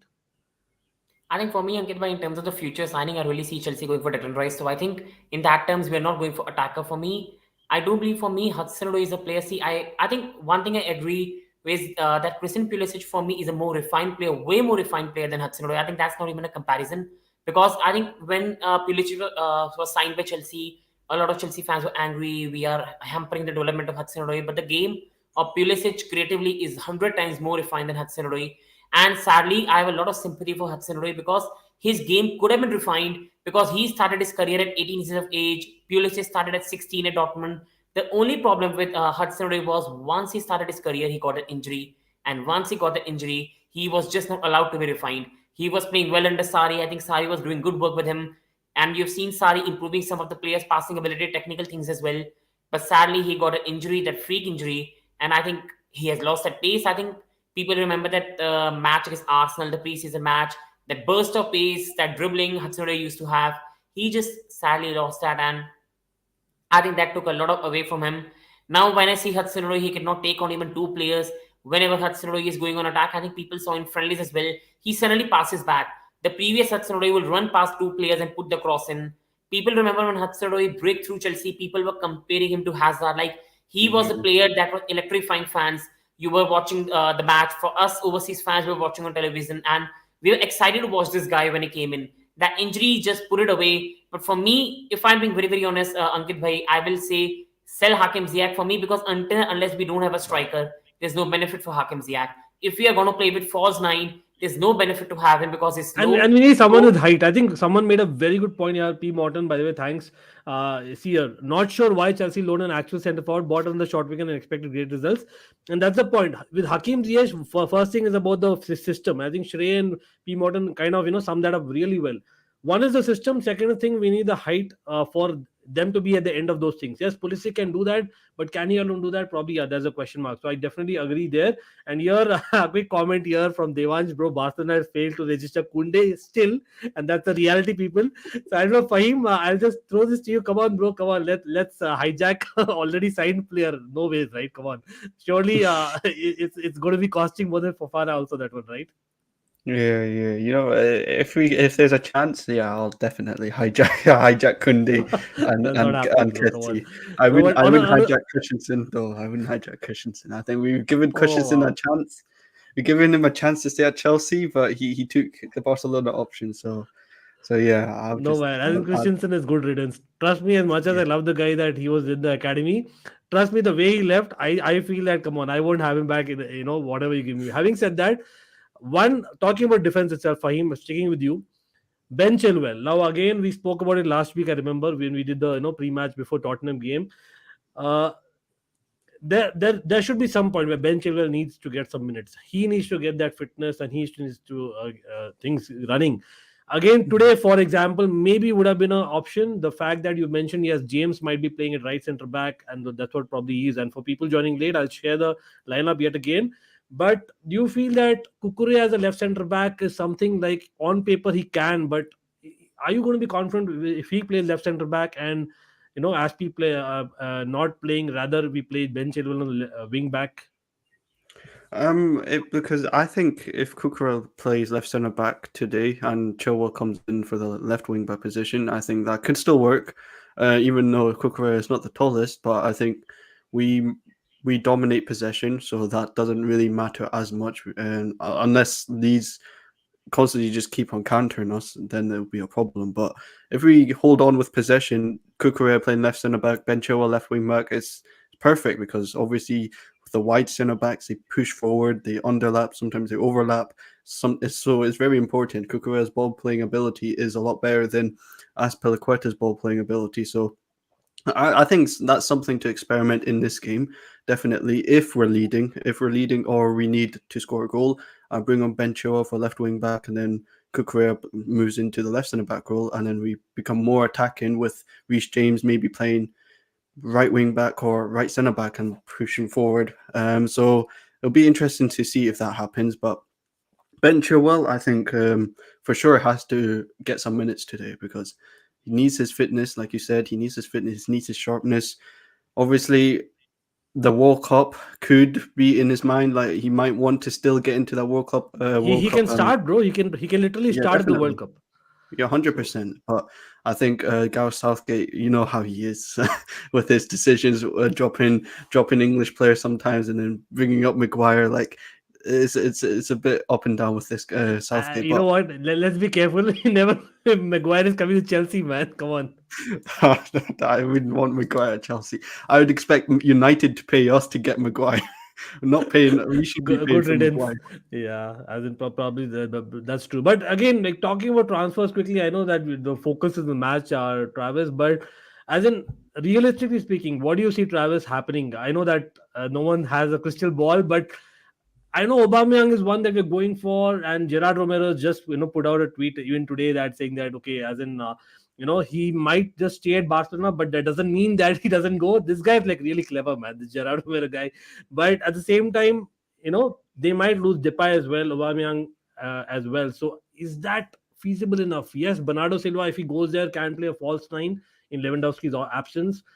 But where are you on the striker situation? Like, is Aubameyang your guy? Or we should just, splash the cash on a Tony or someone like that. Yeah. So I what I read about the Aubameyang is that the 30 million euro fee is probably going to get haggled down quite a bit because they just bought this player. They don't even want him anymore. I don't really think they're in any position to negotiate from a position of power. So with that in mind, what I see happening is if we get this fee down to, let's say, 20 million euros or something like that, what I've read is the intention is that Aubameyang is going to be like a 1-year stopgap option. He'll be the starter for 1 season, and then next summer we look to make him a bench guy, right, to rotate in. And then I just think all things considered, Aubameyang has the history with Tuchel. He's been a prolific striker for 10 years. He's done well in the Premier League. He's succeeded at a top 6 club in the Premier League. And when you look at his skill set, it fits the role of what Tuchel is wanting out of his front three, specifically what he wants out of that central guy. So, yeah, it's not the best option. Yeah, it's not the best name. Yeah, his age is up there. But for 1 year stopgap, I think Aubameyang is a pretty good option. And we have to realize, and it was Jordan Cohen who said this. He's on Twitter at sports_by_stat_. He said this well. He was like, Tuchel right now has to manage games, plan for transfers, all of this stuff that's going on. He is not going to have time to do in-depth scouting. So he's going to go for the guys that he knows, whether he's played with them or played against them. He's going to go for the people he knows because that's just right. He has more familiarity with them and more understanding and probably trust. And I think that's why we're going for Aubameyang. Is he the best option out there? By all means, no. Is he the best option that we can realistically go for right now? That's where I would say probably so. I don't think that Brentford are going to be apt to sell Ivan Toney right now, given that they would have 10 days to replace him. And look, I mean, Brentford look like they actually are going to, as things stand, remain in the Premier League without any problems this season. Now, if they sell Ivan Toney, maybe that equation changes a bit for them. I'm not certain on that aspect. I don't watch enough Brentford to have that answer. But I think Aubameyang is fine for the short term in so much that it is only going to be a 1-year option. If we're signing Aubameyang with a 2-3 year plan, I think it's a terrible return on investment. Then it would be a problem, absolutely, because we are kind of inviting the same problems that we were having, in the last few years. But Exactly. Fahim, just sticking to the striker situation only, and I know CR7 comments are still coming through. I'm surprised after the Casemiro signing, bro, it's not happening. Let's get real. As in Manchester United, that's the biggest excuse. Like, come on, we are wanting big, and yes, they have bid even big for Antony, who's skipped a second training for Manchester United fans out there. So there is still hope for Antony for you guys. So if they are able to get Antony, yes, you can say that Eredivisie to Premier League difficult, but Antony for me has that quality that maybe a Ziyech had, back in the day. Fahim, the situation around Broja has got injured the second time now for us in a span of 1 year. That's Chelsea. I don't know, it's a number 9 the Chelsea thing. But if Aubameyang comes, Broja will go. Then again, what Travis mentioned about that succession planning, about basically next year, in case we're not able to get, say, maybe as per reports, next year we might just go for Nkunku, who could kind of play that TotWol forward role. As in, are we again going with the same problems? Because I know with Tammy, a lot of Chelsea fans still believe that we probably shouldn't have let him go. I believe that no, it was the right thing to do because it was best for him as well as the way Tuchel played. But Broja, has he even tried him enough? So are you in the boat that no, come on, if Armando Broja doesn't start at Chelsea or maybe doesn't even come as a sub in every game, what's the point of Broja staying here? And maybe we are kind of, taking a huge risk. What if next year we don't get the striker that we're going for? I think with Broja, he just needs his time. I think he's still very young. To start at Chelsea Football Club is not easy. You need to actually show the level and to score goals, especially for the striker position. That striker position for Chelsea has not become like a easy thing to be.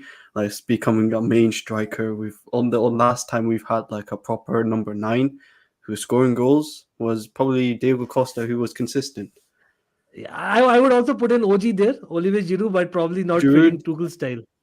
Giroud was up and down, but he came with moments. That's the most important part. He was a very good clutch player. But first, to become a striker at Chelsea, it's never easy. And you need to obviously showcase it in training, showcase it in the match, which is the most important thing. I think that's why we need to sign someone like Aubameyang, in my opinion, just for a year or two, until we actually get a proper, not number 9, but a proper striker that can score goals. Because right now the market isn't that great. You have Nkunku going for 80 million, Osimhen going for the same price. Like they're not worth that much. I think next year with Nkunku worth 60 million with his release clause, you might have more options for the attacking positions.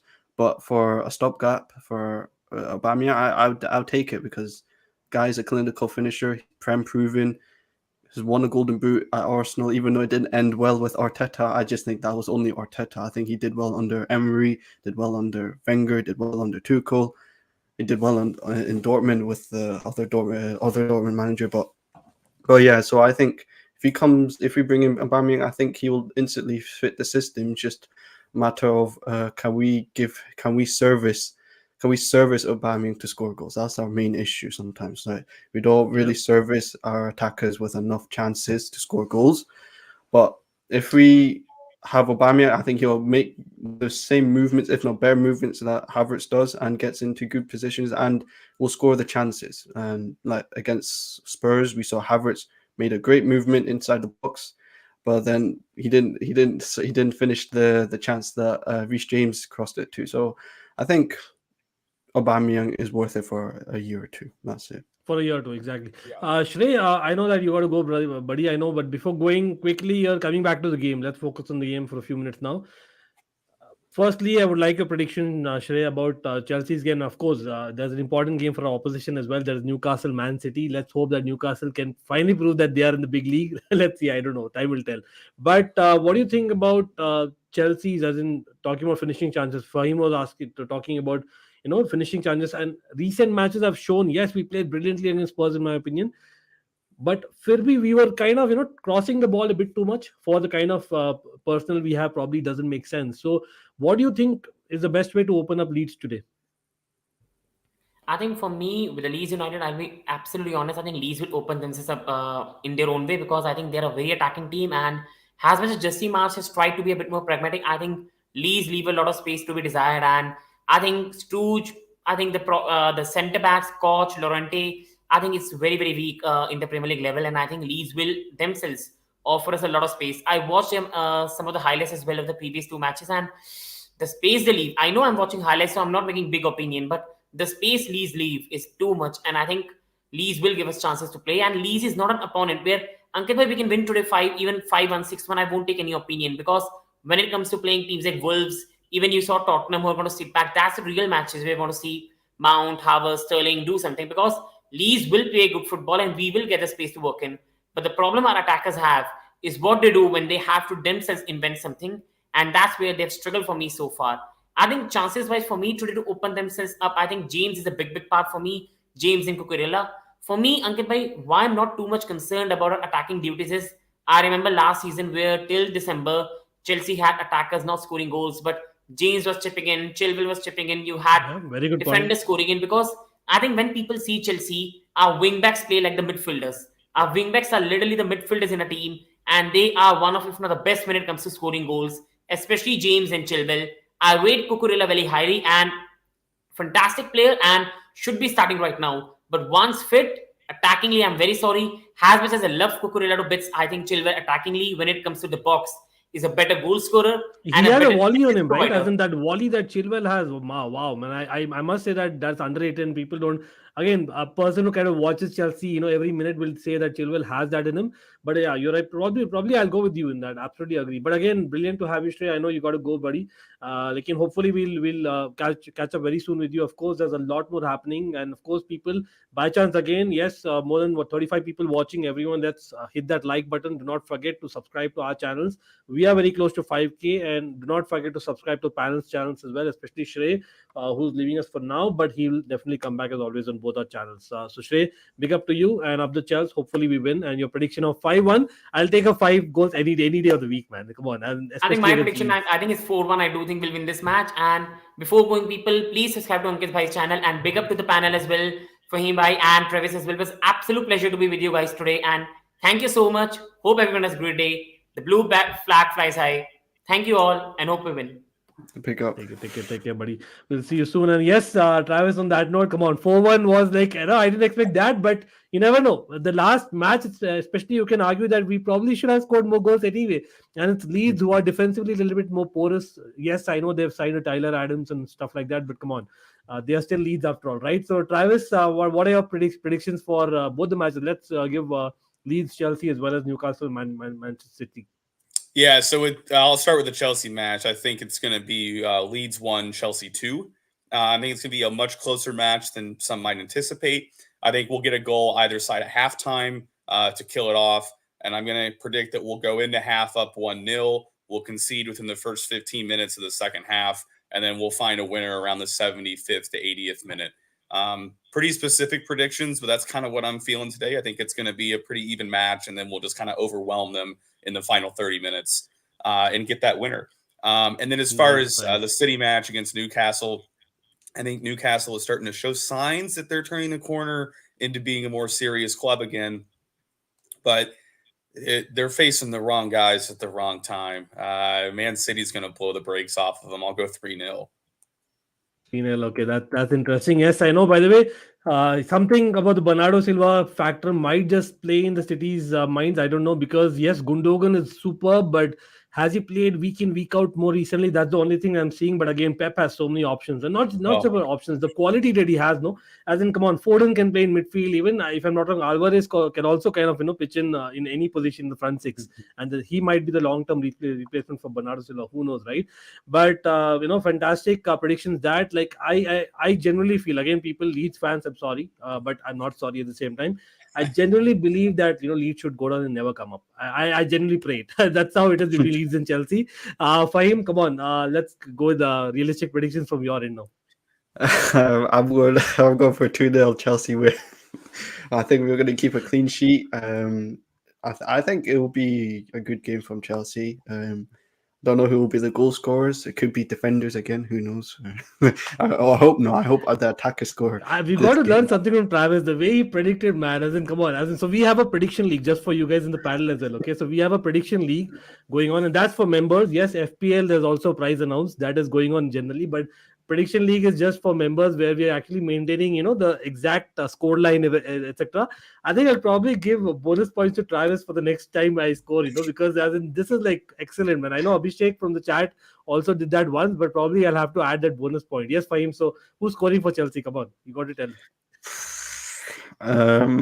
I think Sterling will score his first goal in the Premier League for Chelsea, and I think the second one will be, I don't know, I think Gallagher, hopefully Gallagher. So it's bold predictions, but it's predictions I do want to see happen in today's game. So yeah, I'm going for 2-0 Chelsea win.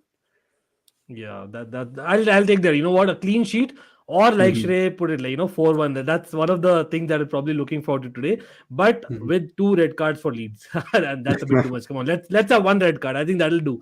But you know what? Bottom line is we got to win, because as much as we can joke around, the fact is, man, Spurs again got that 1-0 victory. I know Conte, once he gets his sides to a set of wins, I know, as much as I call it on the channel, that no, it's going to be basically, Spurs will be Spurs eventually. But with Conte, that's the difference, and we got to be keeping tabs with, our competitors.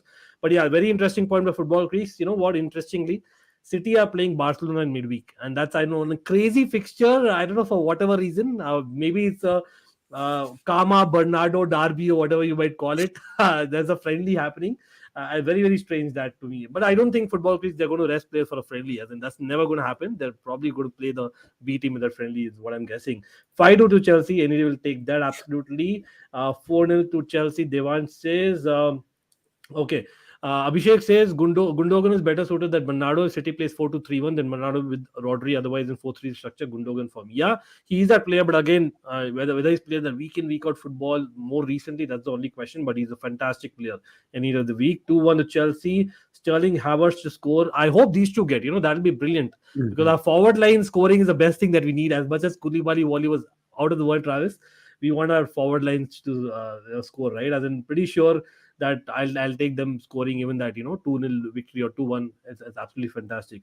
I'm just waiting to see Chelsea pressing the opponent. I think today is going to be a proper pressing game for sure, considering that Leeds also are one of those. So it'll be who basically presses better. Okay, it's a charity match, obviously, is fair enough. I want United to win tomorrow against Pool. Oh, okay, there's one more big game remaining. Just before leaving, I know we already predicted the Chelsea game, but don't tell me it's going to be 9-0 this season for United. Travis, what are you thinking, United, Liverpool? Oh, man. United are a mess. I mean, and not just the results, but when you watch the performance, I mean, they're just nobody that really looks like they care right now on the pitch. I mean, you've got Ronaldo, basically a part of the team, but kind of not a part of the team, actively trying to get out of the team at all moments. And I mean, I feel for Ten Hag. Just nobody fits the system really at all. I mean, they're going to give. I mean, the only thing that's good for United is that Liverpool have stumbled out of the gate in a similar fashion to United, just not as spectacularly. I'll say with United and Liverpool, I think Liverpool get back on track. and the misery continues for United. I think that's going to be 3-1 3-1 Liverpool win. Interesting. And just before going, quick prediction, Fahim, for you. I know it might be a crazy prediction, but I think it'll be a draw. Mainly because Liverpool's Pre-season, midfield. I know it was pre-season, but they beat Liverpool. I know it was just pre-season, but I think it's because Liverpool's midfield is honestly very, very poor right now. So I think this could be a kickstart to United's season, even though yes, they've lost 2 games so far. But I think this game it might kickstart Ten Hag's era. So I'm going for a 1-1 draw. Wow, interesting. Interestingly, even I have gone for both teams scoring, but it's 2-1 to Liverpool for me. But you know what? As we say that, the players are just coming onto the pitch and the match is going to begin. So now it's time for Chelsea. Let's bury our chances. That's the most important thing. And yes, I really want Havertz to get back the confidence, man. As in, I really want it. But let's see. As in, we just need a win against Leeds, and let's show Leeds what we are. That's what we would say. So thanks, panel, again. Big up to everyone in the chat. Again, do not forget to like, share, subscribe to our channels, both the channels, but also to the panel's links. I think all 3 links are below in the description, so please give them a follow. And again, we'll meet up soon, Travis. Hopefully this time sooner, and of course Fahim always there. We'll catch up soon and up the Chelsea. Come on, Chelsea, let's do it today.